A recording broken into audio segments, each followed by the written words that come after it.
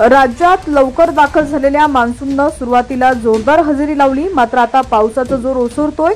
काही जिल्ह्यात yellow alert जारी करण्यात आलेला आहे, तर काही ठिकाणी पेरण्या थांबवण्याचा सल्ला कृषी विभागानं दिलेला आहे।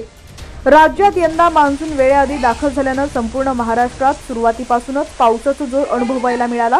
मात्र आता हवामान खात्यानं दिलेल्या अंदाजानुसार राज्यात मान्सूनची तीव्रता कमी होणार असून पावसाचा जोर ओसरण्याची शक्यता आहे। आयएमडीनं दिलेल्या माहितीनुसार जून महिन्याच्या पहिल्या आठवड्यात पावसाच्या प्रगतीसाठी पोषक वातावरण नाहीये, मात्र 12 जून नंतर संपूर्ण महाराष्ट्रात मान्सून पुन्हा सक्रिय होण्याची शक्यता आहे, असा अंदाज व्यक्त करण्यात आलाय।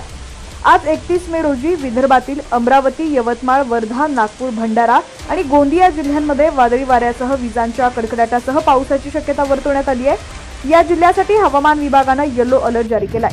नागरिकांनी आणि शेतकऱ्यांनी सुरक्षित राहण्याचे आवाहन करण्यात आलेलं आहे।